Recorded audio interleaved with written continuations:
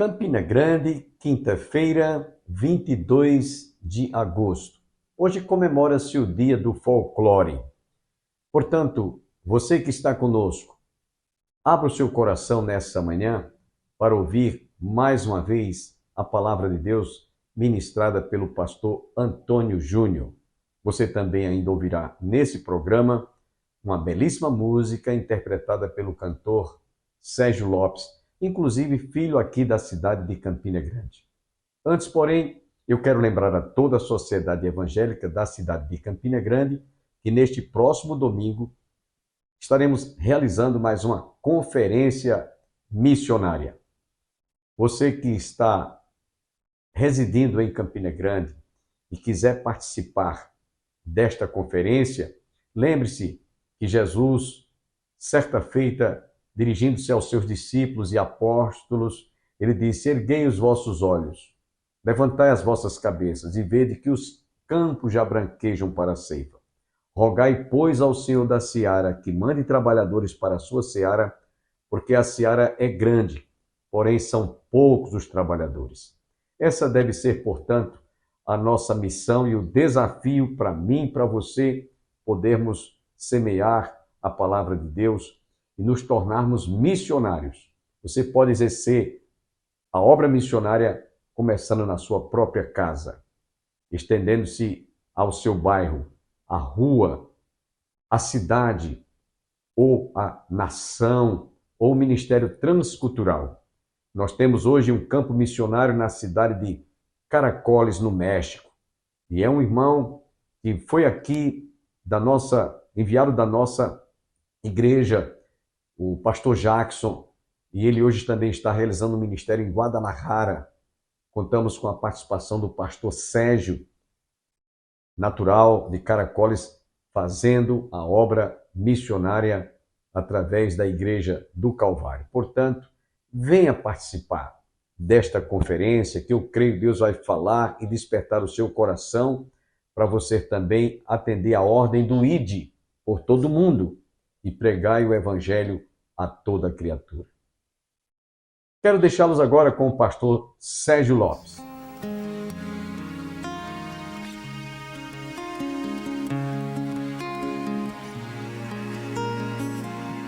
Sarene.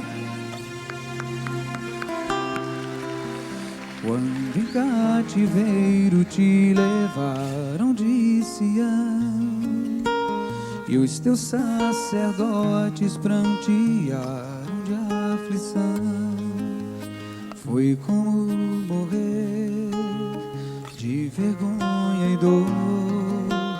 Caminhava triste o povo forte do Senhor a Jerusalém, porque deixaste de adorar o Deus vivo que em tantas batalhas te ajudou.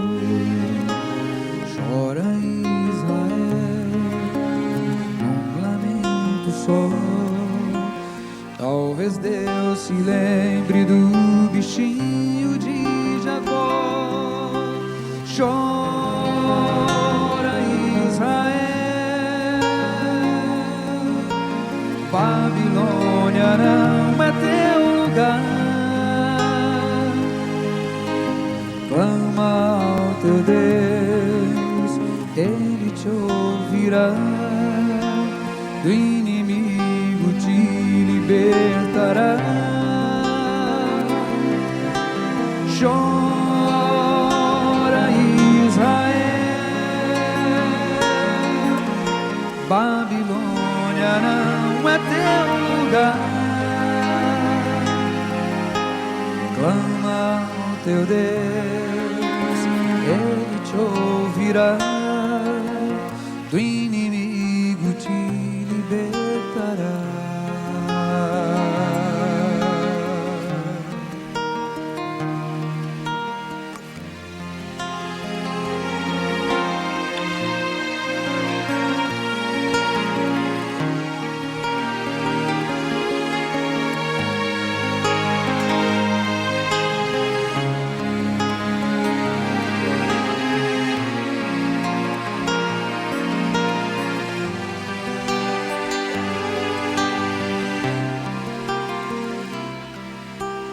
ירושלים מדוע לא רצת אלוהים שעזר לך תמיד בקרבות רבים קרא ישראל וייצג יחיד אולי הוא אלוהים יזכור את בני יעקב קרא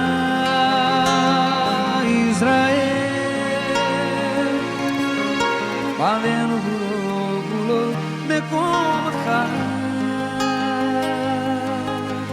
קרא לאלוהים הוא ישמע אותך אלוהים החיים יושיעך שור ישראל Babilônia não é teu lugar Clama ao teu Deus, Ele te ouvirá Do inimigo te libertará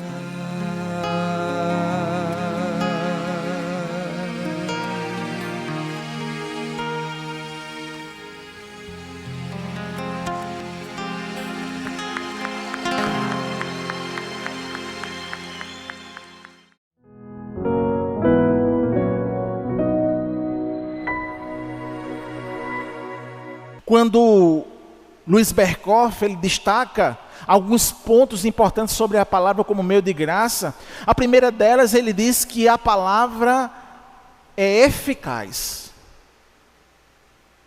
A eficácia da palavra de Deus tem um poder intrínseco que é efetivo na conversão e na edificação dos crentes. Ela não é apenas uma comunicação das informações, mas ela é um veículo de poder espiritual. Por isso nós estamos aqui essa noite. Ela tem esse poder espiritual.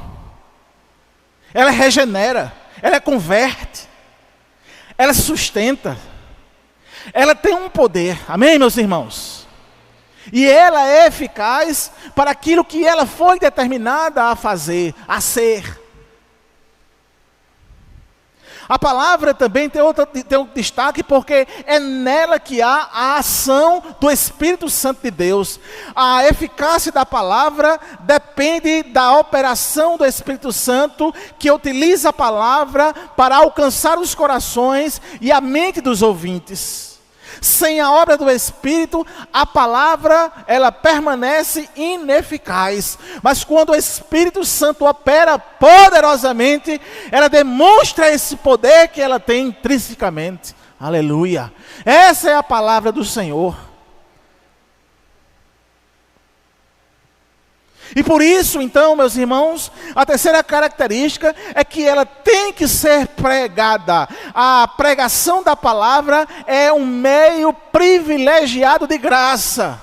Deus ordenou que a pregação pública do Evangelho seja um meio principal, pela qual a fé é gerada e fortalecida nas pessoas.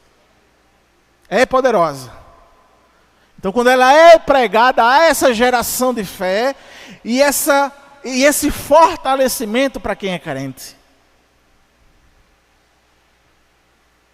Para apoiar essa argumentação, então, eu trago alguns textos bíblicos para que nós possamos, então, fortalecer essa fé, crescer nessa fé, na confiança dessa palavra. O primeiro texto eu destaquei logo no início. Porque assim como desce a chuva e a neve dos céus e para lá não tornam, sem primeiro regue a terra e a fecunde e a façam brotar para dar semente ao semeador e pão ao que come, assim será a palavra que sair da minha boca, não voltará para mim vazia, mas fará o que me apraz e prosperará naquilo para que a designei. A palavra ela é poderosa. A palavra ela é tão poderosa, que ela vivifica e ela condena. Por isso que ela não volta vazia. Aleluia. Paulo escrevendo aos Romanos, capítulo 10, verso 17, E aqui é dos textos mais citados quando a gente está falando sobre a doutrina das Escrituras, sobre somente as Escrituras, é que ele diz assim, Romanos 10, 17, e assim a fé vem pela pregação e a pregação pela palavra de Cristo. Isso nos dá a ideia que a origem da fé na palavra. Amém, meus irmãos? O versículo afirma que a fé não é algo que surge espontaneamente, mas é produzida ao ouvir aquilo que foi designada para gerar essa fé. Meu Deus.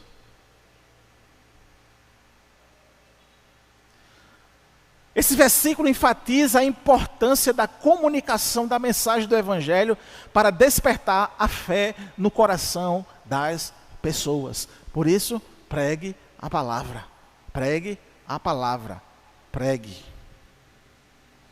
Esse versículo também nos ensina outra coisa interessante, que há uma centralidade da palavra de Cristo.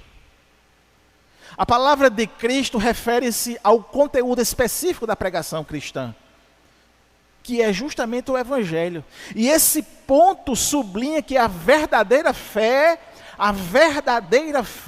é baseada na mensagem de Cristo, destacando a necessidade da fidelidade ao Evangelho na pregação. Portanto, é bem lógico, se nós não pregarmos a palavra, Cristo não estará no nosso discurso. Entenderam, irmãos? Se não pregar a palavra, Cristo não estará presente no nosso discurso. Entretanto, se a palavra é pregada com fidelidade, Cristo estará no nosso discurso. Ele aparecerá no nosso discurso. Aleluia. Em terceiro lugar, é importante pregar. E a importância da pregação é o que enfatiza também esse versículo. É o papel essencial da pregação como meio através do qual a fé é gerada, como eu já disse. Isso coloca a pregação como um elemento vital no ministério cristão. Quando Paulo ele vai ensinar a Timóteo e a Tito, dois pastores, a coisa que Paulo mais enfatizava era: pregue a palavra. Paulo diz a Timóteo que ele, pregando a palavra, ensinando a palavra, ele se colocava mais douto do que os anciãos. Ele, pregando a palavra, mesmo sendo jovem, dava a ele a autoridade mais do que os presbíteros. É o poder da palavra.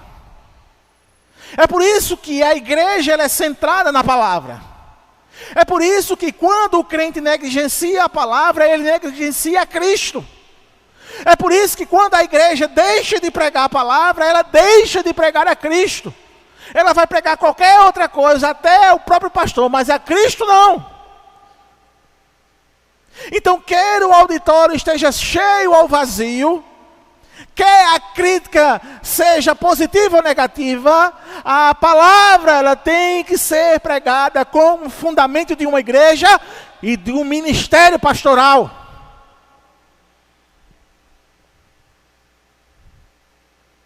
Texto clássico, Hebreus capítulo 4, verso 12. Porque a palavra de Deus é viva e eficaz, e mais cortante do que qualquer espada de dois gumes, e penetra até o ponto de dividir alma e espírito, juntas e medulas, e é apta para discernir os pensamentos e propósitos do coração.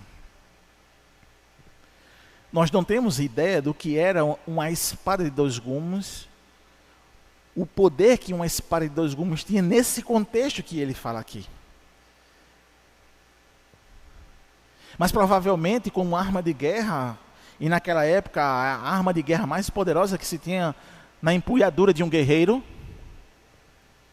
a espada de dois gumes ela tinha uma vantagem em cima da espada que só tinha um gume, porque ela varava dos dois lados. E ela afiada, ela tinha o seu propósito de ferir mortalmente. E aí, o autor dos Hebreus pega essa analogia e vai dizer que a palavra de Deus, ela é ainda mais do que essa espada poderosa. Ela não só corta a carne, corta os órgãos, mas a palavra de Deus ela é capaz de cortar até o imaterial do homem, que é a alma. Aleluia. E ela discerne os nossos pensamentos. Quando eu penso sobre isso, ele discerne os nossos pensamentos, é que quando nós lemos ela, nós observamos o quanto o nosso pensamento é torto, é errado. Já passou por essa experiência, meus irmãos? A minha opinião é essa. Quando a gente lê a Bíblia diz outra coisa. Meu Deus, é esse discernimento. Pedro, escrevendo a sua primeira carta, no capítulo 1, versículo 23, ele diz: pois fostes regenerado, não de semente corruptível, mas de incorruptível, mediante a palavra de Deus, ao qual vive e é permanente. Segunda carta de Paulo a Timóteo, outro texto clássico, 3:16 e 17. Toda a Escritura é inspirada por Deus e útil para o ensino, para a repreensão, para a correção, para a educação na justiça, a fim de que todo homem de Deus seja perfeito e perfeitamente habilitado para toda boa obra. O interessante é que essa expressão aqui, ela é útil para a correção. A palavra no grego dá a ideia de que a palavra de Deus é como se fosse um pai que pega um chicote para corrigir o filho. Antigamente não era assim, né? Se pegava uma vara para corrigir o filho. A expressão aqui dessa correção é como se as Escrituras fossem uma vara para nos corrigir. É aquela ideia que assim, esse menino só tem jeito de levar uma pisa. Aí ele traz essa ideia e vai dizer assim: esse crente só tem jeito se tiver a palavra para corrigi-lo, para endireitá-lo. Amém, meus irmãos? A doutrina da palavra de Deus é a centralidade da palavra de Deus. E essa doutrina tem desempenhado um papel crucial na história do cristianismo. Desde a Reforma Protestante,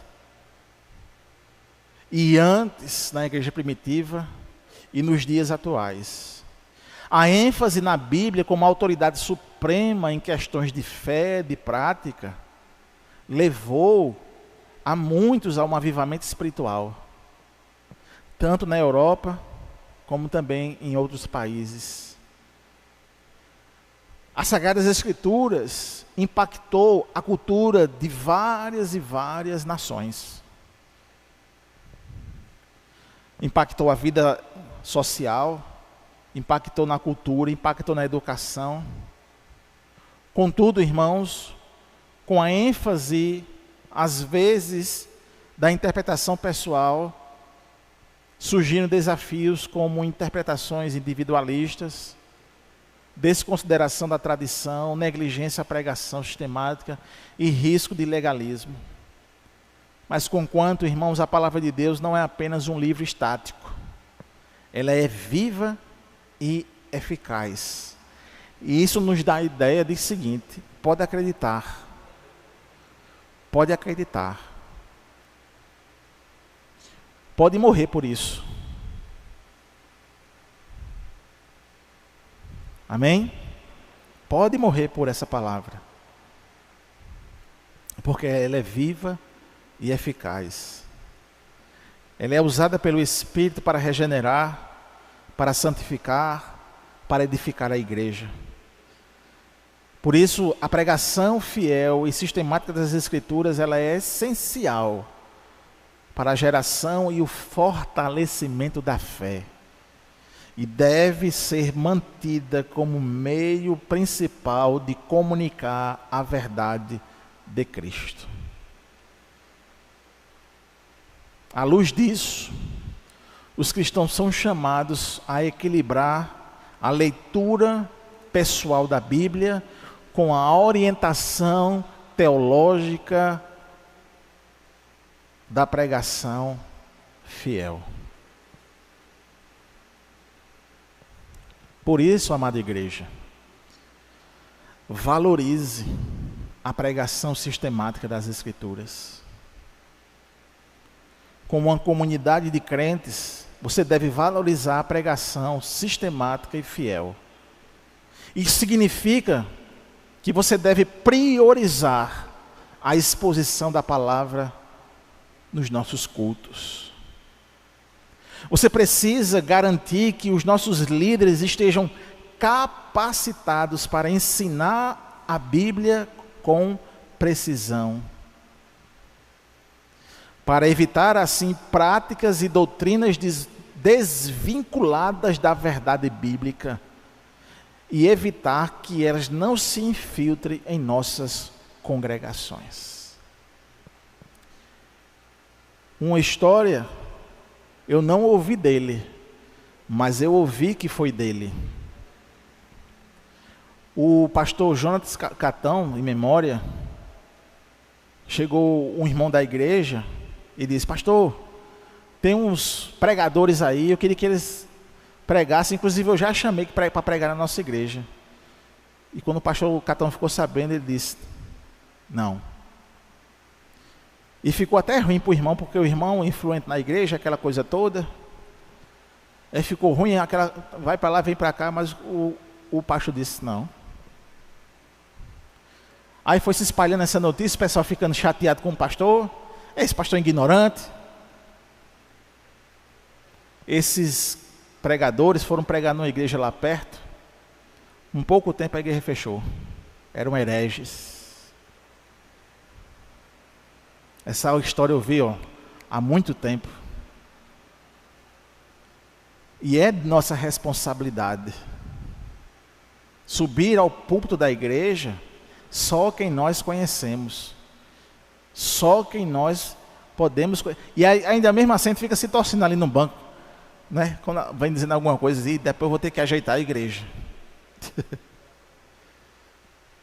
Meus irmãos, prefira o equilíbrio entre a leitura pessoal e aquilo que é já a tradição. Quando eu digo tradição, não digo aos modos de que a tradição ela é inerrante. Não, não é isso. É daquilo que existia na igreja primitiva, existiu em poucas comunidades do medievo, existiu na igreja protestante e existe como boa tradição teológica até os dias de hoje. E eu posso dizer, dessa questão da tradição, devemos estudar a palavra com a ajuda, por exemplo, do credo apostólico. Você sabia que o credo apostólico é nosso? O credo apostólico é lá da igreja primitiva. Era um dos símbolos da igreja. Quando um irmão encontrava outro irmão, ele dizia: creia em Deus Pai Todo-Poderoso. E aí eles sabiam o que eles criam. Sino de Dort, onde escreveu documentos importantíssimos que estão até os dias de hoje. Westminster. Quantas coisas preciosas temos nessa tradição de Westminster. Então a gente não pode jamais desprezar a tradição. Mas também, por último, eu digo, cuidado com o legalismo. Cuidado ao aplicar as escrituras em nossa vida diária. Precisamos estar atentos ao risco de cair no legalismo. Devemos buscar sempre viver a palavra de Deus com graça, entendendo o contexto mais amplo da mensagem de redenção e liberdade em Cristo. E isso nos permitirá evitar a imposição de regras rígidas, sem consideração pelo amor e pela misericórdia de Cristo, tão revelada nas Sagradas Escrituras. Portanto, meus irmãos, a palavra, de fato, é um meio que Deus estabeleceu para que nós venhamos a ter comunhão com Ele. Amém? Eu acredito que você está com seu coração alimentado pela palavra que recebemos através do pastor Antônio Júnior. Outra vez estaremos amanhã juntos para a realização de mais um programa, Opção para a Vida. Nesses instantes finais eu quero lembrar a todos que residem em Campina Grande que prestigiem a nossa conferência missionária neste próximo domingo, pela manhã, escola dominical, e o domingo à noite também, às 18 horas. Você está convidado a participar e prestigiar a nossa conferência missionária. Deus abençoe a todos, que todos fiquem com Deus. Um fortíssimo abraço virtual e até amanhã, se Deus quiser. O amigo que eu encontrei me surpreendeu. Quando todos me deixaram, ele me acolheu e sarou minhas feridas, das algemas me livrou. Lhe falei do meu dilema e ele me escutou. Lhe falei do meu passado e me perdoou. Isso teve um alto preço que ele já pagou. Me mostrou as mãos feridas por amor de muitas vidas, e uma dessas muitas vidas era eu. Quem nesse mundo amor tão grande pode ter,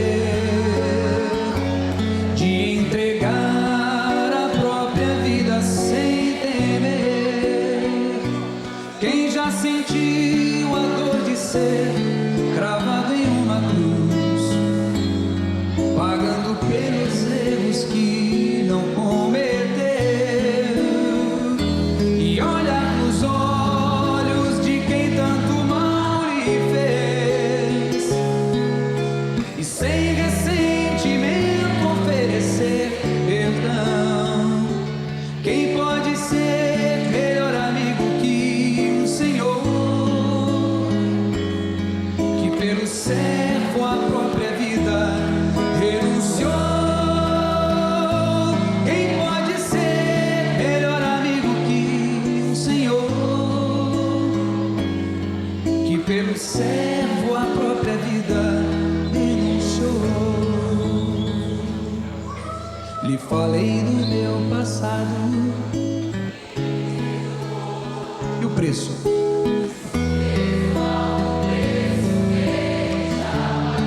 Lá na cruz me mostrou as mãos feridas, e uma dessas muitas vidas era